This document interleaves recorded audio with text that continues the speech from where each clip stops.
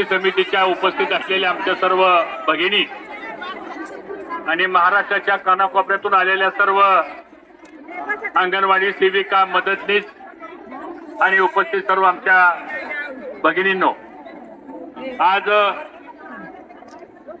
नेहमीच आपल्याला सातत्यानं आंदोलन करावं लागतं, उपोषण करावं लागतं. मला आठवतंय मी या राज्याचा महिला बाल विकास खात्याचा मंत्री असताना त्या काळामध्ये जे निर्णय आपण केले त्या निर्णयामध्ये भाऊबीजेचा निर्णय झाला, साड्या देण्याचा निर्णय झाला, 2 लाख नवीन अंगणवाडी सुरू करण्याचा निर्णय झाला.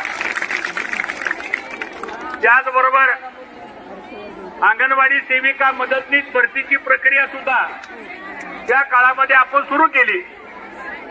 पण दुर्दैवानं आता प्रामुख्याने 3 मागण्या आपल्या महत्वाच्या आहेत. आमच्या इथं आमच्या इंदापूर तालुक्यातून पूनमताई निंबाळकर आलेले आहेत, बऱ्याच भगिनी आलेल्या आहेत. मी आपल्याला एवढंच सांगणार आहे की मी आता विधान भवनमध्ये होतो. सकाळपासून आपलं एक 5-6 महिलांचं एक शिष्टमंडळ हे विधान भवनमध्ये थांबलेलं आहे. अद्यापर्यंत त्यांची भेट झालेली नाही. त्यामुळं राज्याचे मुख्यमंत्री आज जयपूरला गेलेले आहेत, संध्याकाळी येणार आहेत. राज्याचे 2 उपमुख्यमंत्री आहेत, महिला बाल विकास मंत्री आहेत. तुमचं निवेदन माझ्याकडे प्राप्त झालेलं आहे. मी आपल्याला ग्वाही देतो की माझी जेवढी राजकीय शक्ती आहे तेवढी तुमच्या पाठीमागे उभी केल्याशिवाय राहणार नाही आणि मी खोटं आश्वासन देणाऱ्यापैकी कार्यकर्ता नाही. वास्तविक पाहता माझा कशा जिंदाबाद म्हणताय, त्यांच्या नावाची जिंदाबादची घोषणा देतो. जिंदाबाद करण्याकरता मी आलेलो नाही. काय मागताय तुम्ही? जीवनावश्यक गोष्टी मागतो, जीवनावश्यक गोष्टी. तुमची मागणी काय फार मोठी मागणी नाहीये आणि म्हणून मला असं वाटतं की या तुमच्या ज्या 3 प्रमुख मागण्या आहेत, आज एम ए पाटील साहेब, मला वाटतं त्यांची माझी पण 2 वेळा मुंबईमध्ये बैठक झाली.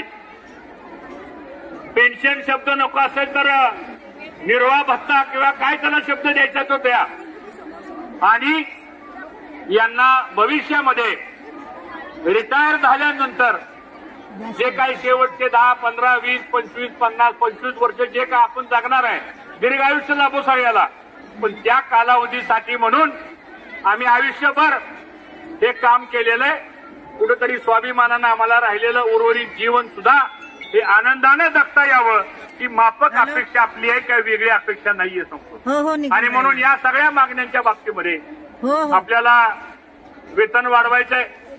त्याचबरोबर आपल्याला पेन्शनच्या ऐवजी दुसरं नाव देऊन ती योजना आपल्याला आणायची आहे आणि यांना कुठेतरी शासकीय कर्मचाऱ्यांच्या संदर्भातला दर्जा देऊन त्यांचा प्रश्न हा कायमचा निकाली काढला पाहिजे ही आपली राष्ट्र भूमिका आहे. आणि म्हणून मी आपला अधिक वेळ घेणार नाही. आज एवढ्या मोठ्या हजारोच्या संख्येनं, म्हणजे नजर पुरणार नाही एवढ्या लाखोच्या संख्येनं एकदा आपण सगळेजण टाळ्या वाजून या ठिकाणी आपल्या संघटनेचं अभिनंदन करा. आणि या अंगणवाडी सेविका, मदतनीस या खरं म्हणजे सरकारचं प्रामाणिकपणे खाली काम करतायत. कोणतीही सरकारी योजना आली की त्याचा सगळा बोजा कुणावर, तर ती अंगणवाडी सेविकेवर सोपतो. बाकीची शाश्वत वेतन आयोग घेतात त्यांना काम नाही काय सोपतो. आणि आम्हाला मात्र काम असं आहे.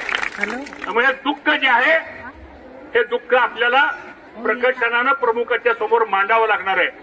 आणि म्हणून काळजी करू नका. जेवढं काही मला या ठिकाणी करता येईल तेवढं निश्चितपणाने मी करणार आहे. पण आज आपण लाखोच्या संख्येनं आलेला आहात.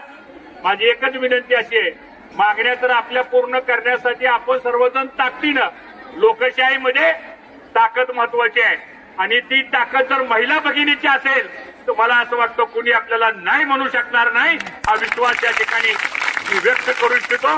पुन्हा एकदा तुमच्या सगळ्या मागण्यांना आमचा जाहीर पाठिंबा आहे.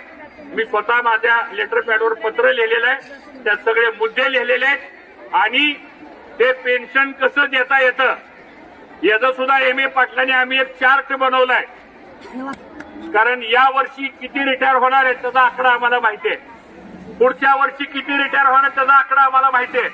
त्यामुळं काय फार अवघड काम नाही. अहो अतिवृष्टी झाली 5,000 कोटी देत आहे, दुष्काळ पडला 4,000 कोटी देत आहे। मागणी काय आमची?